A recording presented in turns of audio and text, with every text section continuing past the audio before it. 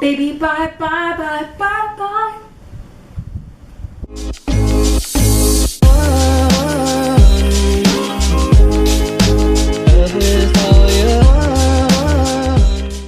Hello everyone. Today I've got a book on haul. So yesterday I got my hair done and I wanted to film a video with my hair all pretty. But the thing is, I didn't really have any videos to film because all I've got coming up is my August wrap up, August book of the month, and I want to post those like at the end of August because I'm still reading some books that I need to finish between today and tomorrow. Today's the 29th. Yeah, today's the 29th.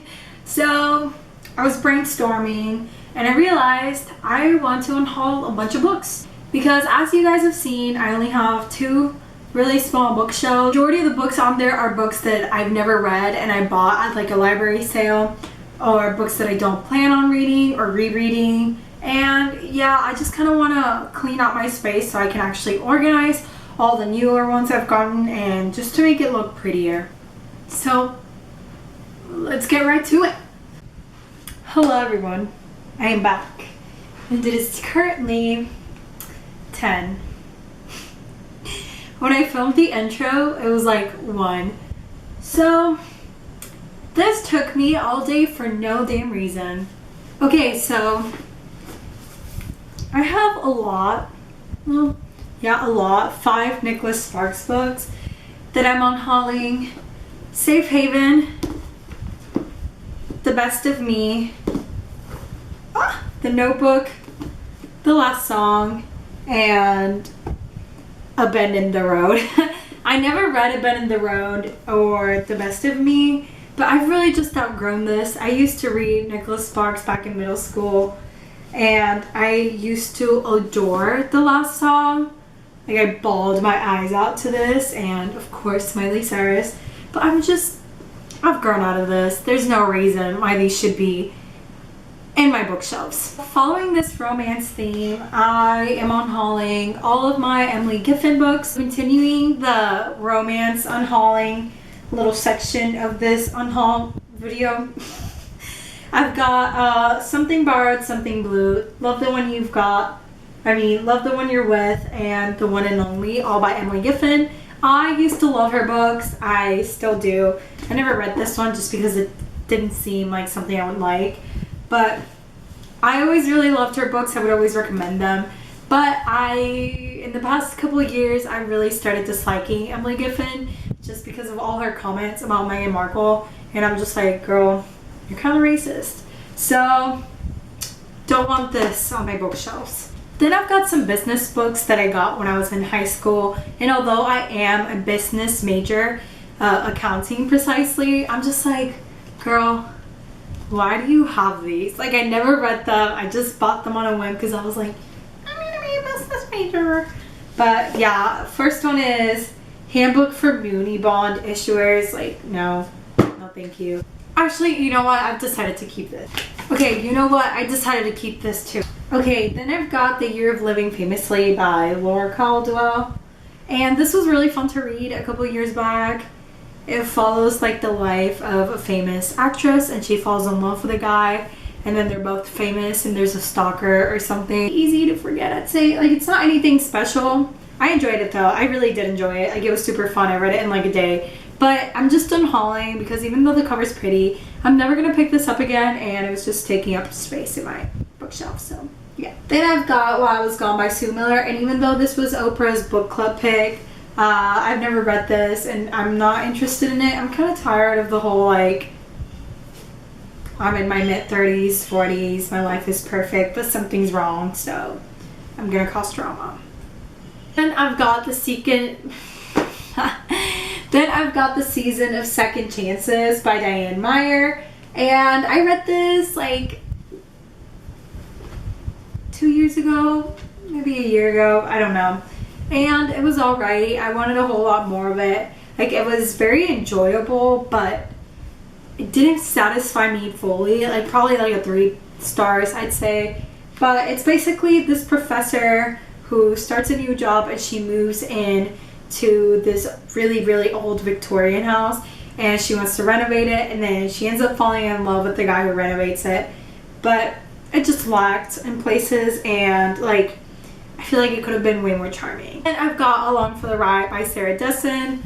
I can't even remember what this is about. I think she's like, it's like a summer and she's staying at a beach house with her dad because her parents are divorced, and she meets a guy. And I liked this when I read it sophomore year in high school. Okay, now for historical romances that I'm unhauling. 3 of these I've already talked about in my historical romance mystery box. And it's The Bride and Price by Karen Jones Delk, Desert Captive by Penelope Neary, and The Bengal Rubies by Lissa Bingham. I don't think I'll ever pick these up because they all deal with kidnapping or being sold off and then falling in love with your captor, and that just really sounds like Stockholm Syndrome to me. So I don't really fuck with that, and I don't really want to read that at all. There's better things to read. So yeah, even though this cover is so beautiful, like that will always hurt. Then I've got Cinnamon Burke, which is a book I read this month and I'll be talking about in my August wrap up.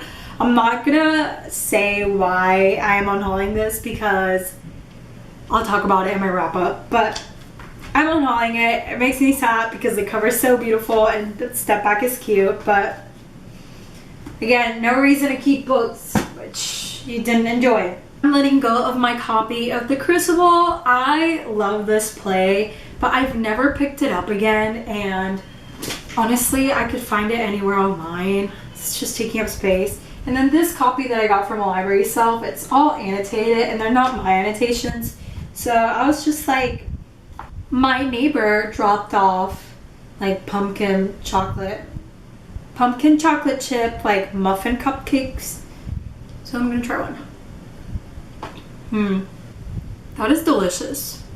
They feel so fall-y. I'm so excited for fall.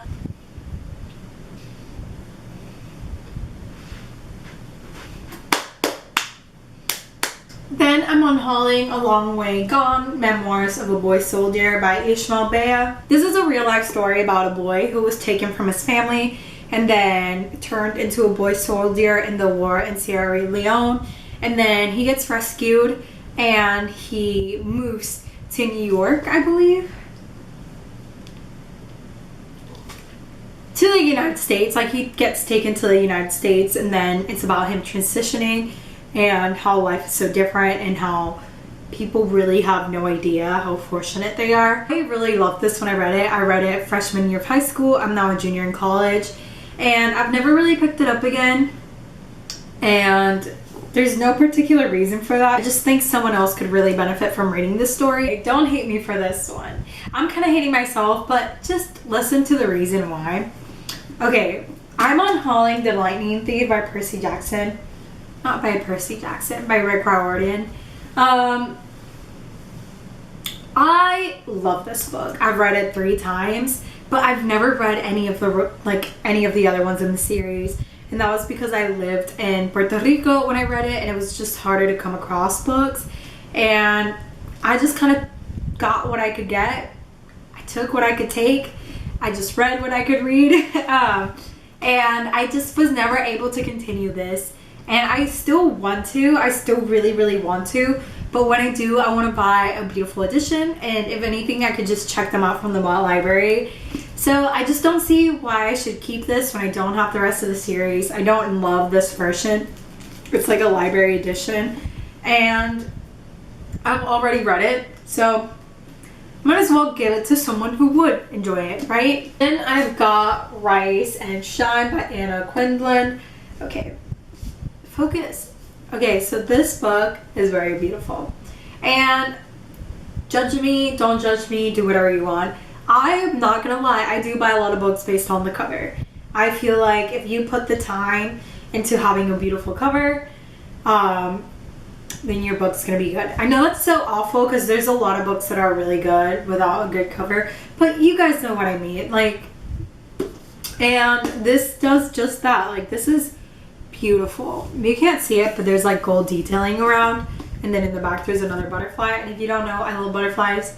I have a butterfly tattoo, and I've never picked this up, and I've had it in my shelves for like 3 years.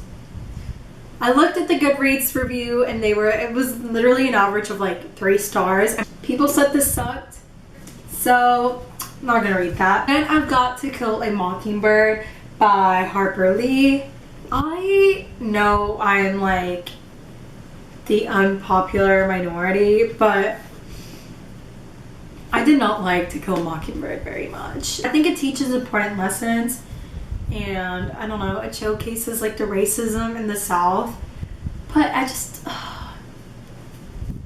there's better books that show that a lot better. Next, I've got The Maze Runner by James Dashner. I read this when I was a freshman in high school as well, and I loved it. I really did. I was such a sucker for dystopian novels, like, ooh, like Divergent, this.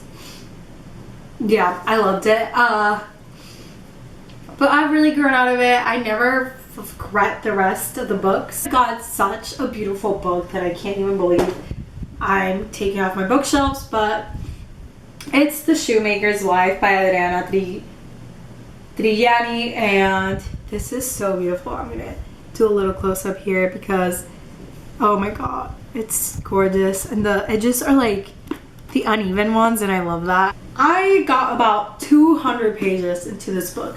200, y'all. It's almost a 500 book. I wanted to like it so badly. I really did, just because it took place in Italy, and I loved that part. But then they got on a ship to New York, and that's when it like really started falling off for me. It was overly descriptive, like for no reason, and it just dragged out. It was slow. It was sad. I cried so much already, and I was just like, I was by the pool reading this, and I was just like, I don't need this. Bye. Then I've got some books from my childhood. Hatchet by Carrie Paulson. Then I've got this version of The Secret Garden, which I bought like this without a front cover from a library sale. And I have another edition of this book, like way prettier one too. Okay, which I read I believe in 7th grade. Then I've got A Catered Affair, and it appealed to me because it talks about like a big fat Jewish wedding. And I read wedding books, like I realized I've read a lot of them and I do really enjoy them, and I never had read a Jewish wedding one, but the Goodreads reviews were really bad when I looked at them. The synopsis only uses that to attract readers. Once the wedding does happen, it falls very flat. That's what I read. So good on how you. Next is The One You Love, and I'm just gonna read y'all. I've never read this. I'm just gonna read all the reviews real quick. Don't read this book seriously unless you're bored. The book is free and you don't mind torture. There's better thrillers to read out there, and if the reviews are so bad and I haven't picked it up and it's been on my shelves for like 2 years, then I never will. So there's no reason for me to keep it. This pains me because I like this writer, at least I think I do, but I'm unhauling on the road. The fact that like I didn't like this book is what pains me, but it doesn't pain me that I'm unhauling it because I hated it. I read this month, so I'll talk about it more in my August wrap up, but my boyfriend already has 2 editions of this, and there's no reason for me to have one as well. If you enjoyed this video, give it a thumbs up. Comment down below if you've read any of these books and if you hate them too. If there's any I shouldn't unhaul, and subscribe. I hope you all have a wonderful day. Goodbye.